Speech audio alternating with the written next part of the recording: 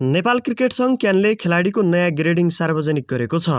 बुधबार क्यानले सार्वजनिक गरेको ग्रेडिङ अनुसार पुरुषतर्फ 5 खेलाडी ग्रेड एमा परेका छन्। यसपालि ग्रेड एमा कप्तान रोहित कुमार पौडेल, सन्दीप लामिछाने, सोमपाल कामी, दीपेन्द्र सिंह ऐरी र आसिफ शेख रहेका छन्।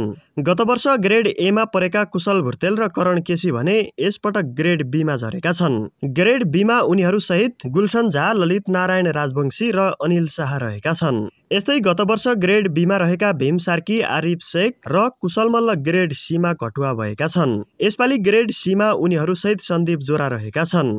यस्तै गत वर्ष ग्रेड बीमा रहेका अविनाश बोहरा ग्रेड सीमा झरेका छन्। सी ग्रेडमा उनीहरू सहित सागर ढकाल, लोकेश बम, साहब आलम, आकाश चन्द, विवेक यादव, सूर्य तामाङ, रिजन ढकाल, देव खनाल, प्रतीश जेसी, बसिर अहमद र मयन यादव रहेका छन्। यस्तै यसपालि इमर्जिङ क्याटेगोरीमा अर्जुन घरती, हेमन्त धामी, दिपेश कणेल, रूपेश सिंह, अर्जुन कुमाल र शुभ कङ्सकर र सन्तोष यादवले मौका पाएका छन्। गत वर्ष ग्रेड सीमा रहेका विनोद भण्डारी र अर्जुन साउदलाई भने यसपालि कुनै पनि ग्रेडमा राखिएको छैन।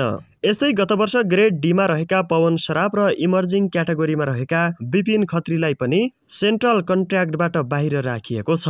क्यानका अनुसार यसपालि पनि ग्रेड ए का खेलाडीले 1 लाख, ग्रेड बीले 70,000, ग्रेड सीमा रहेकाले 55,000, ग्रेड डीमा रहेकाले 35,000 तथा इमर्जिङ क्याटेगोरीमा रहेका खेलाडीले मासिक 25,000 रुपियाँ पारिश्रमिक पाउनेछन्।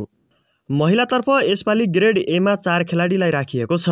ग्रेड एमा कप्तान इन्दु वर्मा सहित पूर्व कप्तान रुबिना छेत्री, पूर्व उपकप्तान सीताराना मगर र U19 कप्तान पूजा महतो रहेका छन्। गत वर्ष पूजा ग्रेड सीमा रहेकी थिइन्। पछिल्लो समय उत्कृष्ट प्रदर्शन गरेपछि उनलाई ग्रेड एमा राखिएको हो। पूजाकै कप्तानीमा नेपालले गत जनवरीमा पहिलो पटक आइसिसी U19 महिला विश्वकप खेलेको थियो।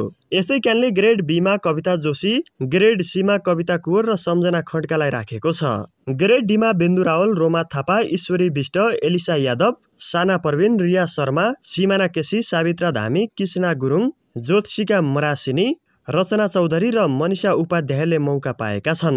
क्यानका अनुसार ग्रेड एमा पर्ने महिला खेलाडीले मासिक 50,000, ग्रेड बीमा रहेकाले 35,000 तथा ग्रेड सीमा रहेकाले 25,000 र डी ग्रेडमा रहेका खेलाडीले मासिक 20,000 रुपियाँ पारिश्रमिक पाउनेछन्।